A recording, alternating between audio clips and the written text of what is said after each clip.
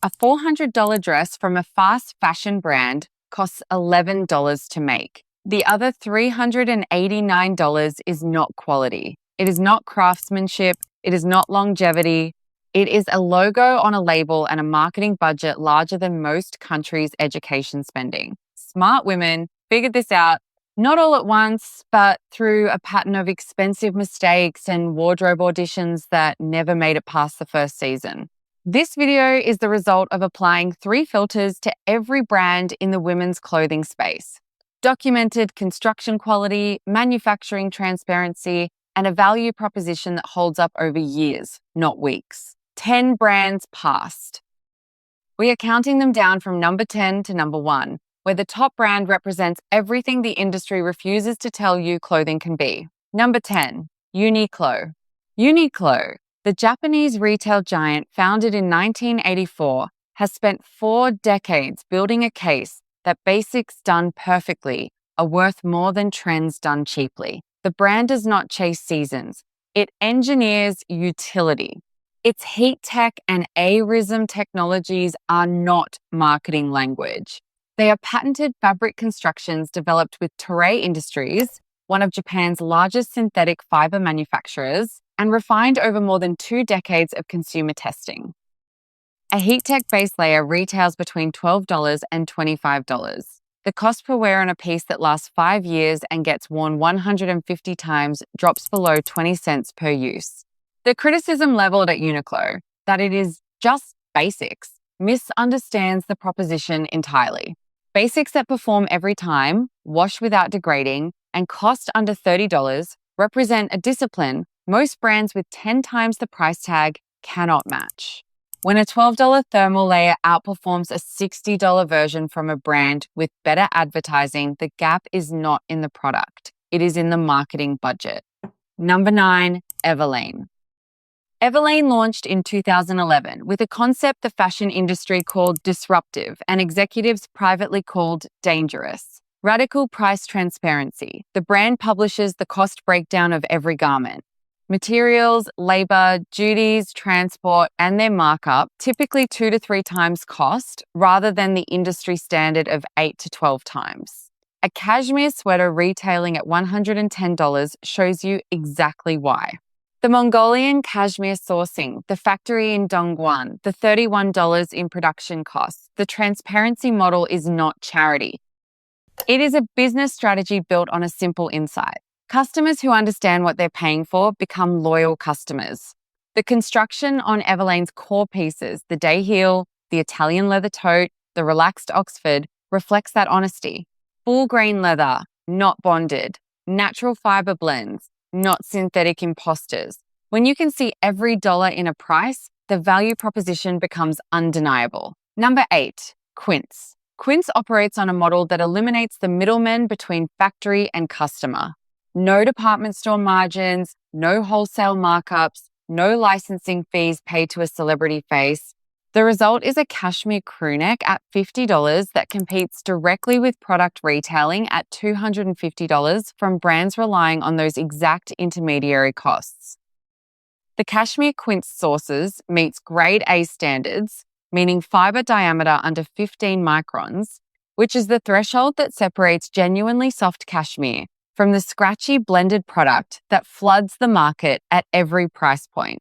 Their Italian milled linen pieces, their Mongolian cashmere range, and their Peruvian Pima cotton basics all arrive with certifications that verify the fiber claims on the label. The direct-to-consumer model, launched in 2018, means every dollar saved on distribution is a dollar invested in the fiber itself. When you are wearing $50 cashmere that behaves like $200 cashmere, the difference is not luck. It is a supply chain decision. Number 7, COS. COS, the H&M Group's premium subsidiary launched in 2007, operates at a remove from its parent company that is architectural as much as aesthetic. While H&M chases weekly trend cycles, COS designs pieces with the 2 to 5 year relevance window built into the brief. The brand's design language, rooted in Bauhaus principles and Scandinavian minimalism, produces silhouettes that do not announce the season they were purchased in. A COS coat bought in 2022, looks deliberate in 2026. The construction reflects the positioning. Structured interlinings, French seams on key pieces, and fabric partnerships with mills outside the fast fashion supply chain. Price points range from $40 for a clean cotton tee to $350 for an outerwear piece, with the mid-range hitting particularly well for value. The smart buy at COS is always the architectural basics: the wide-leg trouser, the oversized blazer, the clean merino knit. These pieces do not date because they were never meant to be fashionable in the first place. Number 6, Cézanne. Cézanne, the French brand that began as an online archive of vintage-inspired pieces in 2013, built a following before it built a store. The founder Morgane Cézalori's direct relationship with the customer shaped a product philosophy that still prioritizes detail over volume. The brand's knitwear, produced largely in Portuguese mills with established quality certifications, uses yarn weights and stitch densities that hold their shape through repeated washing, which is the single most reliable test of knit construction quality. A Cézanne blouse in the $60 to $90 range carries top stitching detail, genuine shell buttons, and fabric weights that translate to years of wear. The brand's commitment to limiting production runs creates a side effect that benefits the buyer. Because quantities are controlled, quality checks are tighter. There is no version of Cézanne with a rushed production run of 2 million units cutting corners on the 4th shift. When a French-founded brand controls its production scale deliberately, the garment on your back reflects that discipline every single time you wear it. Number 5, Reformation. Reformation built its reputation on sustainability credentials, but the reason it appears on this list has nothing to do with environmental messaging. It has to do with fit engineering. The Los Angeles brand, founded in 2012, has invested consistently in pattern making that accounts for the proportions of real bodies rather than sample sizes scaled mechanically. The result is a dress construction that fits differently from the first try-on.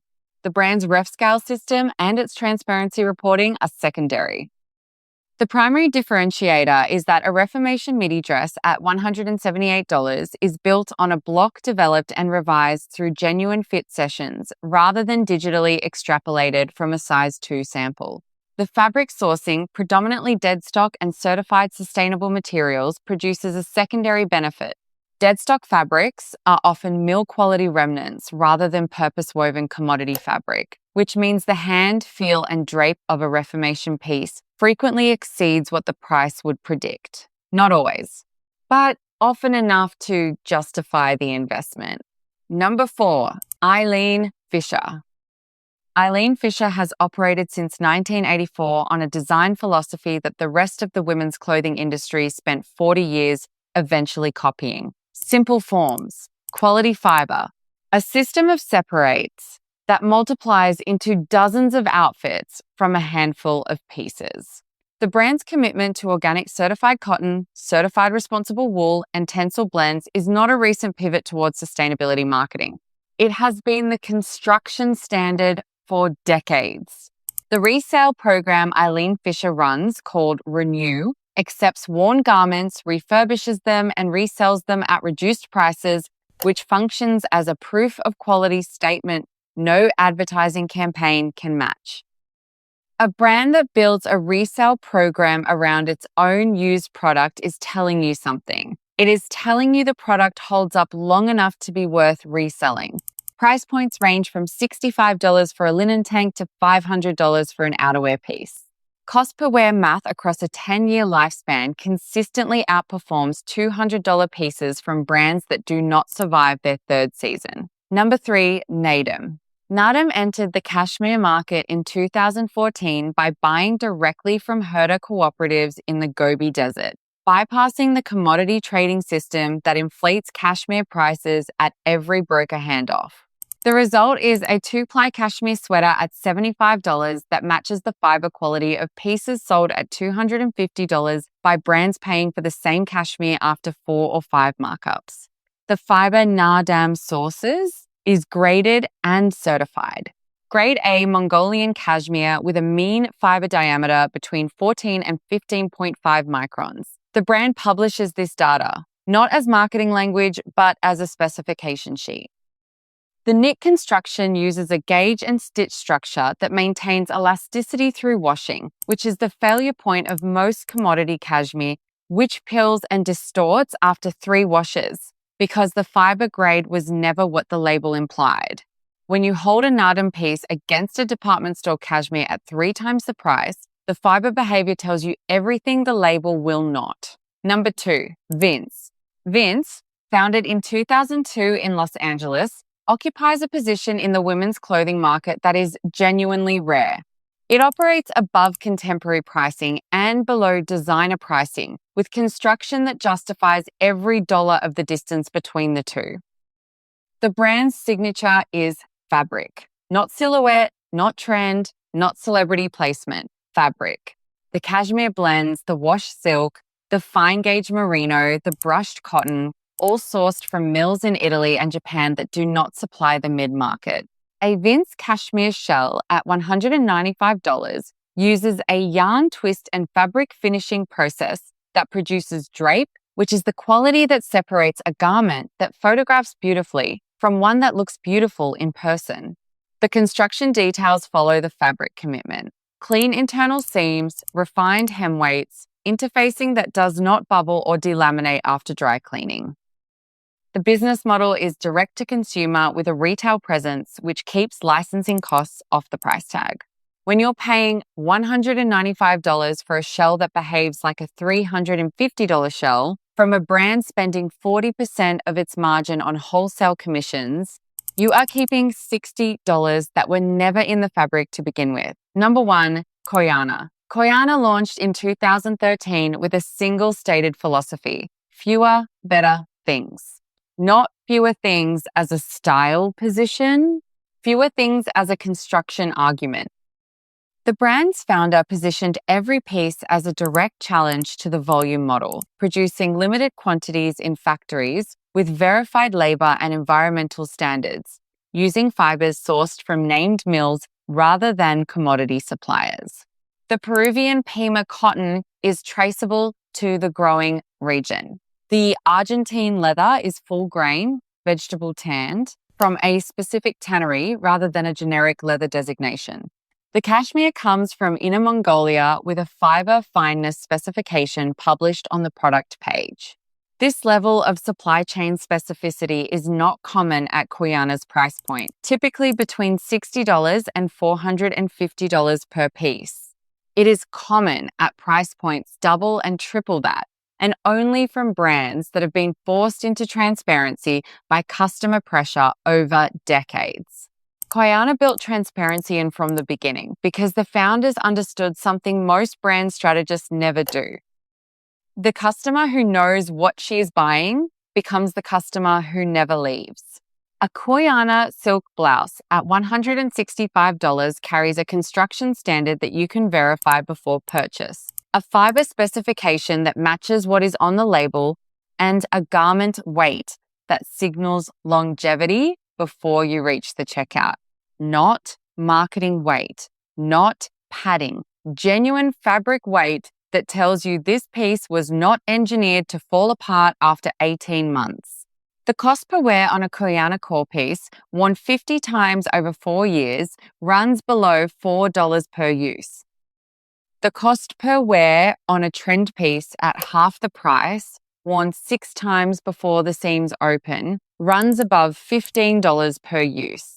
When a brand built on fewer, better things produces a number that is 4 times more efficient than the volume model, the philosophy was never about minimalism. It was always about math. Across all 10 brands, one principle connects them.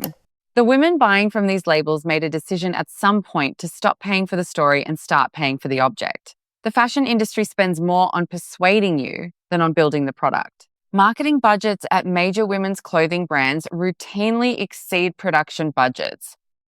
That ratio tells you exactly where your money goes when you buy the label rather than the garment. The brands on this list inverted that ratio or eliminated it entirely. They spent the money where it shows up when the garment is 5 years old and still performing.